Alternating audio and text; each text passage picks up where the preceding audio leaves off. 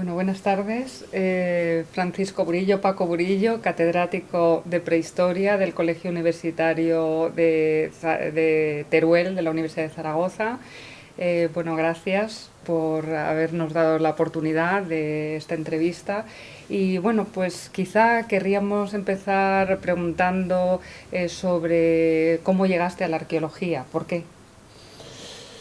Bueno, pues la arqueología creo que es un tema vocacional y en este sentido ya desde primero de carrera pues tenía un ámbito que no estaba muy bien definido entre arqueología, arte, una atracción por el pasado, ¿no? Y prácticamente, bueno, en el segundo año ya de carrera, entonces que se hacían 2 comunes y 3 de especialidad, ya pues cerca de Zaragoza donde estudié estaba el yacimiento de Botorrita y Contreras Belisca, que entonces estaba empezando a investigar, y ahí fue lo que pudo ser el primer contacto, ¿eh?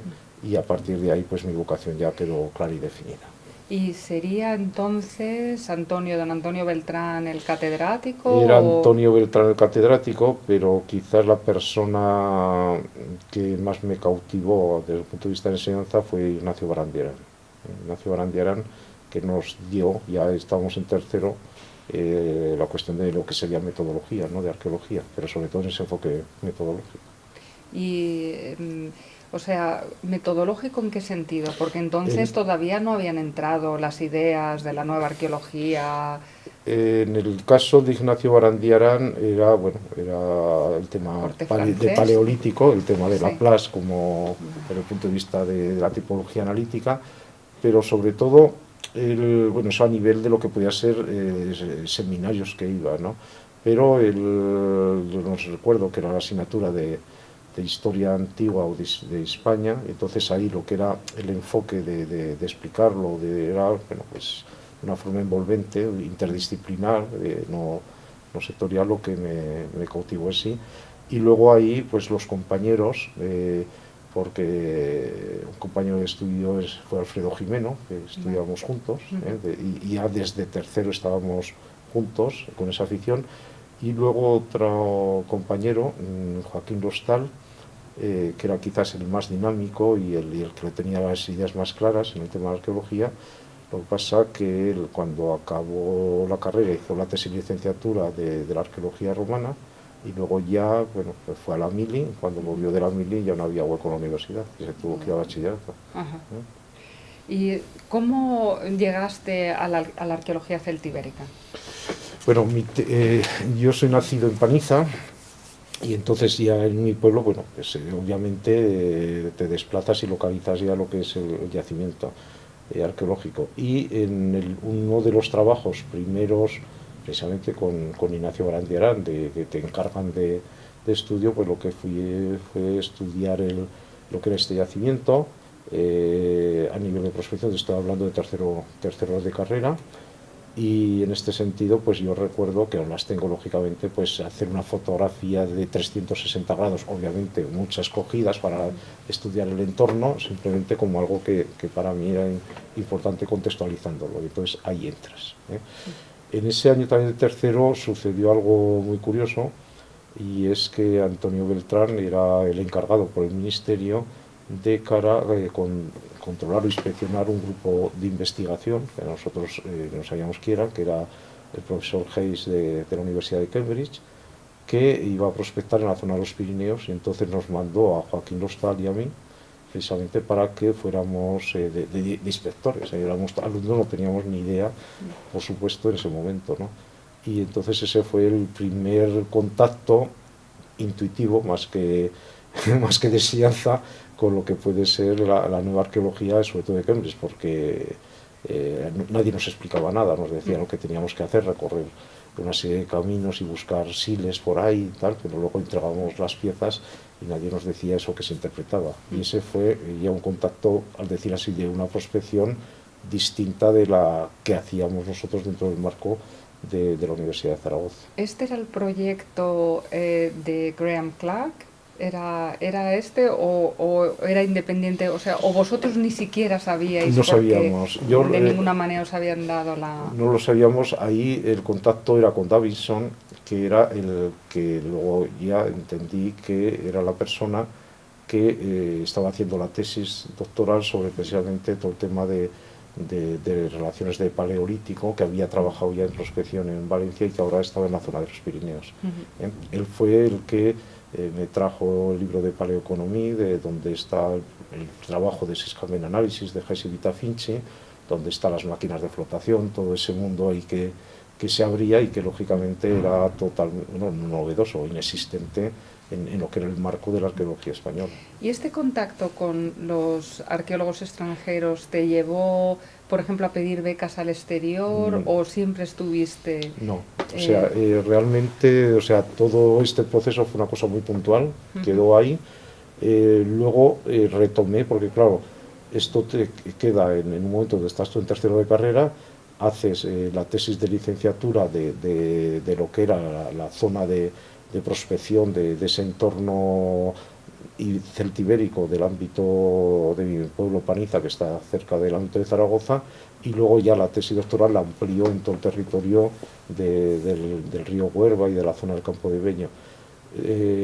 No tengo ningún contacto, pero sí que lo que quedaba claro que a la hora de intentar poder entender o poder explicar todo el proceso de ocupación del territorio, no solo de época celtibérica, porque claro, cuando prospectas y te sale de todas las épocas, y allí la etapa celtibérica es la que pude estudiar, sobre todo aportando lo que sería la estructura compleja dentro de la época celtibérica, aplicando el rango tamaño sobre los núcleos que hasta entonces no se diferenciaban de lo que eran ciudades de otros núcleos. Entonces, esa lectura en el espacio, no solo sincrónica, sino diacrónica, viendo la evolución que ocurre en la época romana, como existe el proceso de jerarquización diacrónica, quiero decir que se van reduciendo las ciudades, pues fueron una de las aportaciones importantes, bueno, para mí, dentro de la perspectiva que luego tienes, que se hizo en ese momento, en ese enfoque.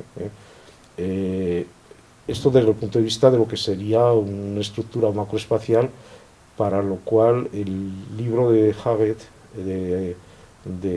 que además había traducido justo en aquel momento, sobre geografía locacional, para mí fue la Biblia de cara pues, temas del vecino más próximo, temas del rango tamaño que allí se establecían, y que en el libro de Hodder y Orton, que todavía no se había traducido, no aparece.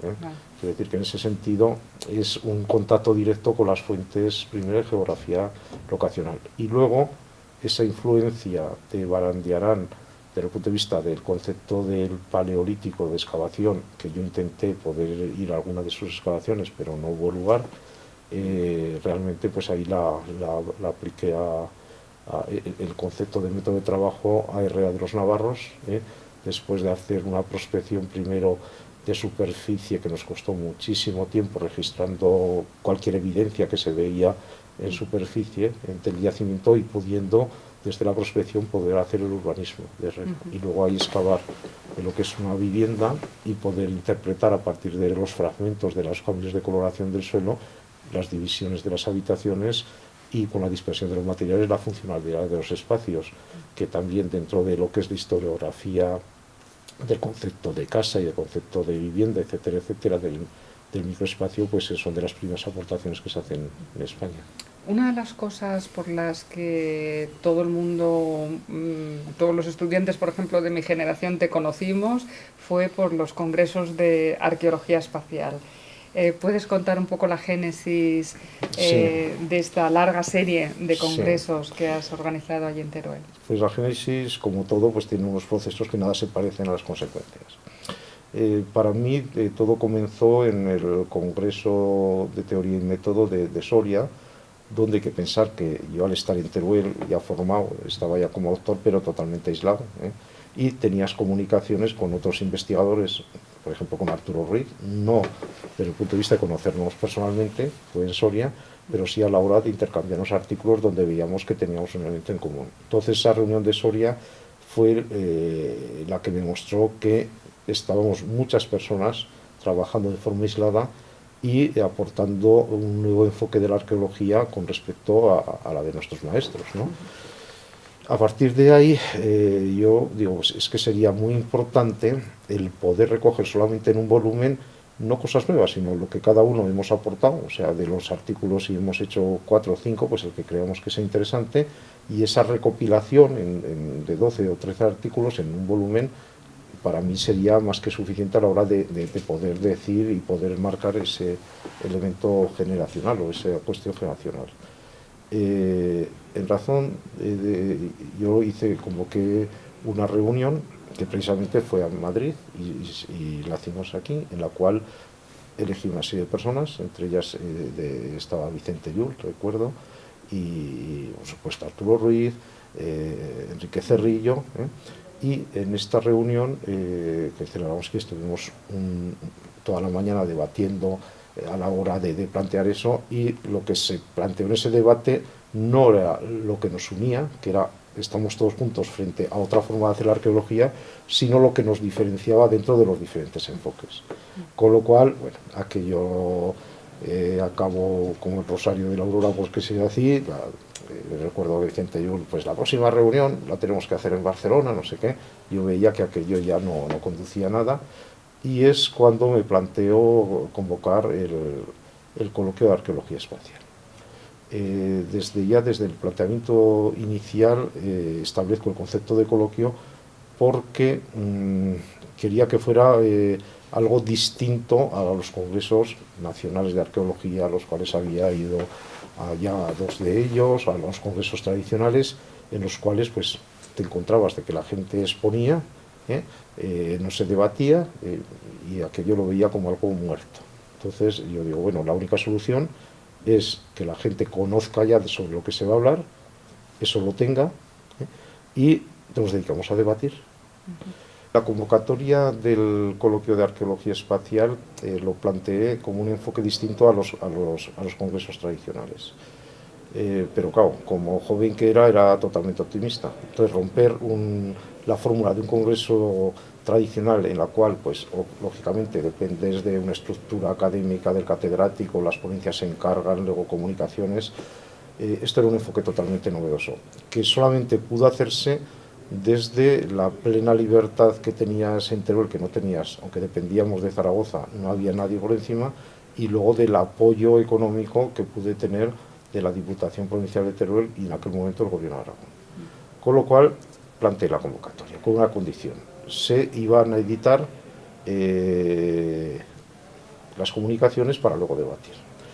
Sorpresa, con unas fechas, obviamente. Sorpresa, cuando me vi que superaban el número de 70 las comunicaciones.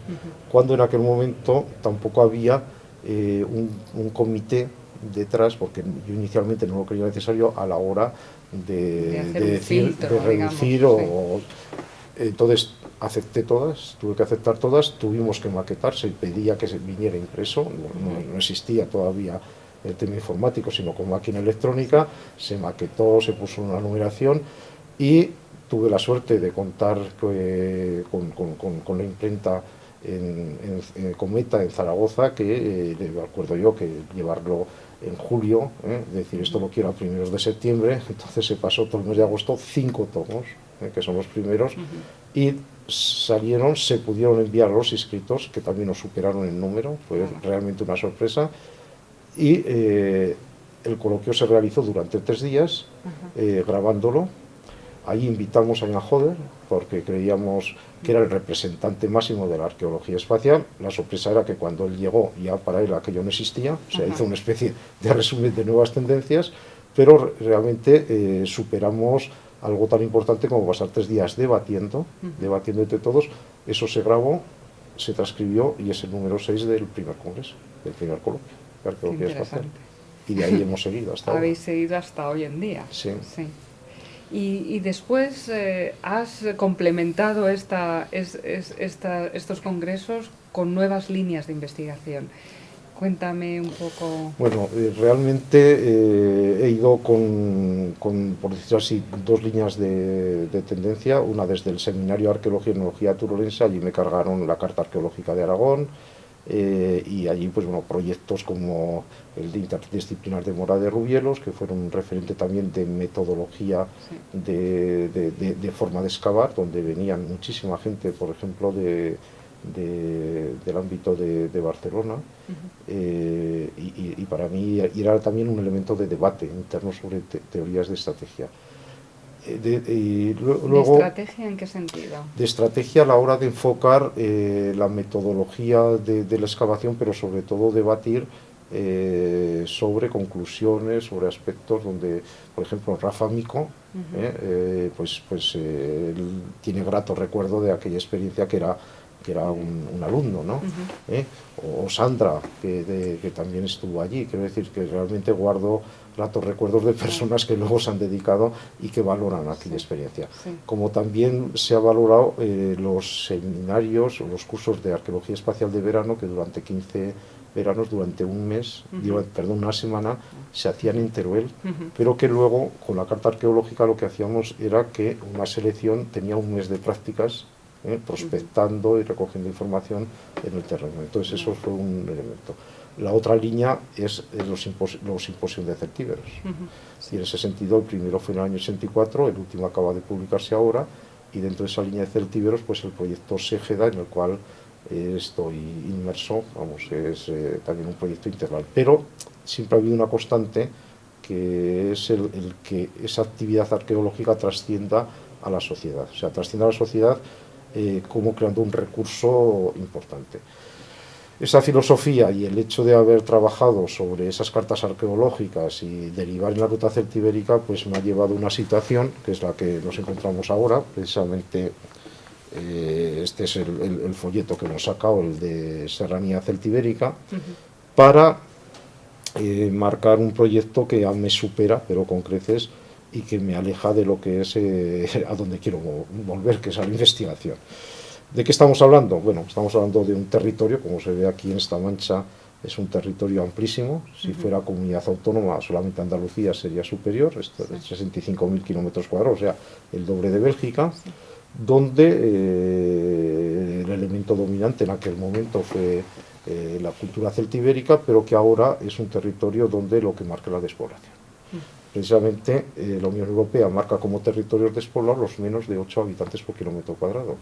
Hasta ahora solamente estaba Laponia, y ahora ya estamos Serranía Celtibérica, por eso la denominamos la Laponia del Sur. Pero el problema que tiene es que estamos mucho peor que Laponia. ¿Por qué? Nosotros, esto es lo que sería en los años 1940, donde este territorio tenía el doble de habitantes que ahora, y España la mitad. Los puntos negros son los que tienen más oscuros, menos de 2 habitantes por kilómetro cuadrado, y esta es la situación actual. O sea, es un territorio, no es que esté poco poblado, sino que está desestructurado. Entonces, a diferencia de la zona de Laponia, donde la población se encuentra esencialmente en la zona de los fiordos, y la población sami que vive en el interior tiene ayudas especiales para seguir con sus modos de vida y sus modos económicos. Nosotros no, es un territorio totalmente abandonado.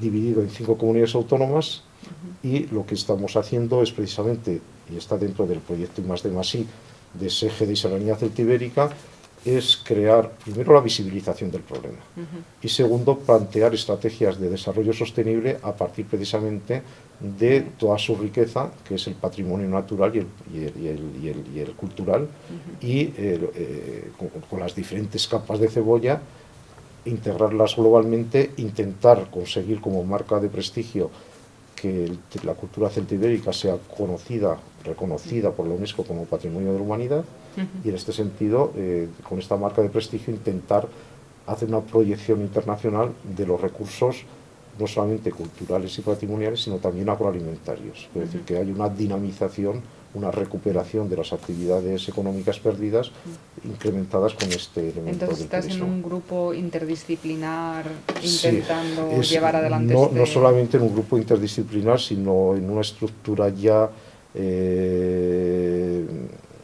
Hemos tenido, o sea, un proyecto que estaba ya totalmente cerrado en el 2011, en las anteriores elecciones, donde hemos tenido en principio apoyo político, que te dicen esto es muy importante, esto es necesario, porque además hay ayudas europeas para esto. Te das cuenta que esos apoyos luego no fraguan, precisamente porque cada partido tiene que posicionarse en una diferenciación con el otro, no con respecto al proyecto. Entonces nos encontramos que después de haber tenido todos esos apoyos, llegan estas elecciones y encontramos solos. Pero hay un aspecto muy importante, y es que el Senado, en una comisión de despoblación, precisamente concluyó hace 2 semanas, en las tres únicas acciones de entidad local que pide dentro de las 50 sobre el tema de despoblación en España son Celtiberia, la cultura celtibérica, patrimonio de la humanidad, crear en Teruel un instituto de investigación y desarrollo rural, Serranía Celtibérica, y luego que este territorio sea objeto de una inversión territorial integrada, que es lo que la Unión Europea prescribe para territorios extremos, con el fin de que confluyan todas las ayudas europeas y esa confluencia económica suponga una ruptura en una tendencia que en este caso es desoladora. O sea, es un territorio biológicamente muerto y destinado a su extinción total, o sea, total de más del 95% de los asentamientos, salvo que se rompe esta tendencia. Entonces, esto nos ha obligado, a mí como coordinador, por una parte a crear ese macro instituto en el cual ya hay 160 investigadores, por supuesto, de diferentes disciplinas, que estamos intentando coordinarlos para hacer proyectos para este tipo y ofrecérselos a los políticos administrativos a la hora de encauzar.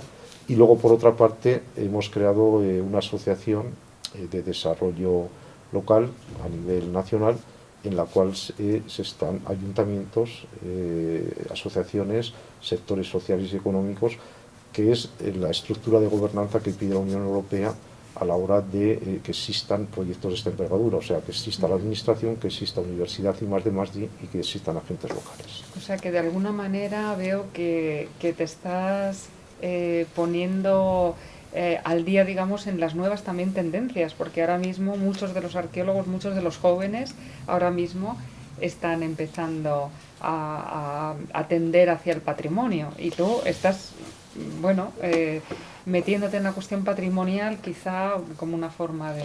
Sí, pero esto no es solo yo. Quiero decir, si realmente los que fuimos de la primera generación de arqueología espacial, o sea, el caso de Arturo Ruiz, está liderando el camino de los íberos. Sí. Quiero decir que yo, al hacer la evolución de las diferentes generaciones de arqueología espacial en España, nosotros que éramos de la primera, resulta que estamos liderando lo que denominamos arqueología para la sociedad, no arqueología social, sino arqueología para la sociedad, pero en un terreno que no es el nuestro.